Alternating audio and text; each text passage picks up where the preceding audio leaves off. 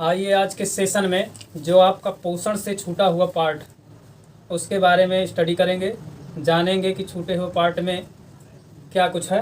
तो आइए सेशन को स्टार्ट करते हैं। छोटी आंत एवं बड़ी आंत के बारे में जानना। अभी तक आपके 4 स्टेप तक जिन पार्टों से एंजाइम निकलते हैं और भोजन में मिक्स होकर के पचाने का कार्य करते हैं वो हो चुका है। तो आइए छोटी आंत के बारे में जानेंगे पहले। तो छोटी आंत क्या है? तो छोटी आंत मनुष्य के शरीर में लगभग 6.25 मीटर लंबी होती है। कितनी मीटर लंबी होती है? 6.25 मीटर लंबी होती है छोटी आंत। और इस छोटी आंत से ही स्मॉल इंटेस्टाइन से लगभग 6 से 7 लीटर आंतरीय जूस निकलता है। कौन सा जूस निकलता है? आंतरीय जूस, रस निकलता है 6 से 7 लीटर। और इसी जूस में या इसी रस में आपके एंजाइम पाए जाते हैं। तो एंजाइम कुछ इस प्रकार है, इनके बारे में आपको नोट डाउन करते चलना है और अच्छे से समझते जाना है। काफ़ी इजी वे में समझाने का प्रयास किया गया है। जैसे पहला छोटी आंत का एंजाइम का नाम क्या है? इरैप्सिन। इरैप्सिन का क्या कार्य है? पॉलीपेप्टाइड को अमीनो अम्ल में चेंज करना, बदलना। ठीक है, तो ये क्या है? पॉलीपेप्टाइड को किस में चेंज करता है? अमीनो अम्ल में। इसके बाद दूसरा आपका क्या है? माल्टेज। माल्टेज का कार्य क्या है? माल्टोज को ग्लूकोज में चेंज करना। एक बार फिर से समझिए, इरैप्सिन जो एंजाइम होता है तो वो पॉलीपेप्टाइड को अमीनो अम्ल में बदल देता है। और ये कितने अमीनो अम्ल की आवश्यकता होती है मानव को? अगर देखा जाए तो 22। याद रखना है, यहाँ से क्वेश्चन बनता है। इसके बाद दूसरा एंजाइम है आपका माल्टेज, जो माल्टोज को ग्लूकोज में चेंज कर देता है। ग्लूकोज का आप अणुसूत्र जानते होंगे, C6H12O6। ये ग्लूकोज का अणुसूत्र होता है। इसके बाद तीसरा एंजाइम है आपका सुक्रेज। सुक्रेज का कार्य क्या है?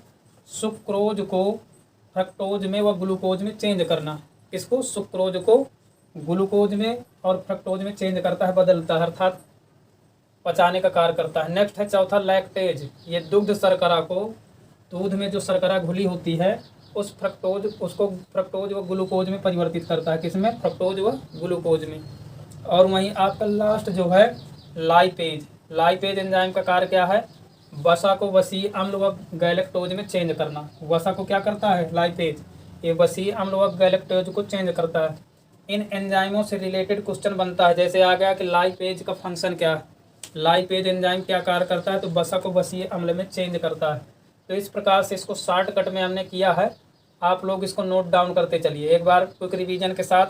छोटी आंत की लंबाई 6.25 मीटर और छोटी ही आंत की लंबाई कितनी होती है? जूस निकलता है 6 से 7 लीटर, जिसको आंतरीय रस कहते हैं। इसी आंतरीय रस में आपके 5 प्रकार के एंजाइम पाए जाते हैं: इरैप्सिन, माल्टेज, सुक्रेज, लैक्टोज और लाइपेज। और छोटी ही आंत में अधिकांश पाचन क्रिया संपन्न हो जाती है। छोटी आंत में आपके अंगुली सदृश संरचनाएं होती हैं। कुछ इस प्रकार से संरचनाएं बनी होती हैं छोटी आंत में। जैसे तो ये जो तरल पदार्थ है, पचा हुआ भोजन, तो इन्हीं के माध्यम से ब्लड में जाकर के मिल जाता है और विभिन्न अंगों तक उसको पहुंचा दिया जाता है। आइए अब समझते हैं बड़ी आंत के बारे में। तो बड़ी आंत में क्या बता रहा है ये समझना है। तो अधिकांश जो पाचन आपका छोटी आंत में होता है, इसके बाद वो पचा हुआ भोजन बड़ी आंत की ओर चलता है। और चलने के बाद बड़ी आंत में जो भी उसका लवण होते हैं उसमें भोजन में या जल होता है, तो बड़ी आंत अवशोषण करता है उसका। तो बड़ी आंत की लंबाई कितनी होती है? 1.5 मीटर ये लंबी होती है। कितनी लंबी होती है? 1.5 मीटर लंबी होती है बड़ी आंत।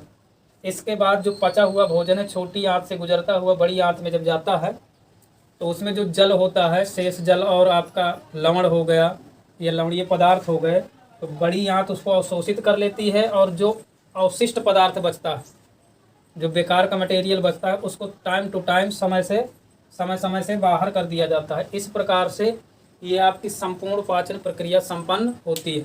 हमने 2-3 वीडियो में ये पाचन क्रिया संपन्न की। माउथ से लेकर के आपका लास्ट तक हो गया, और माउथ से ही पाचन प्रक्रिया चालू हो जाती है। याद रखना है, माउथ से लेकर के आपकी मुख से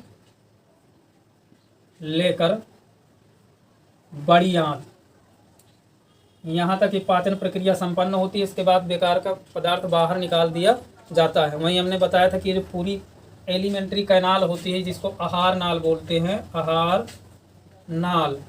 तो ये लगभग 8 से 10 मीटर लंबी होती है। कितनी मीटर लंबी होती है? 8 से 10 मीटर।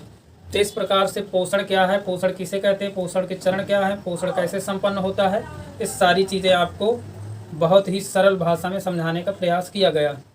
तो आज के सेशन में यहीं तक, और बहुत जल्द नया टॉपिक लेकर के मैं आप लोगों के मध्य पुनः एक बार प्रेजेंट होऊंगा। तब तक के लिए जय हिंद, वंदे मातरम।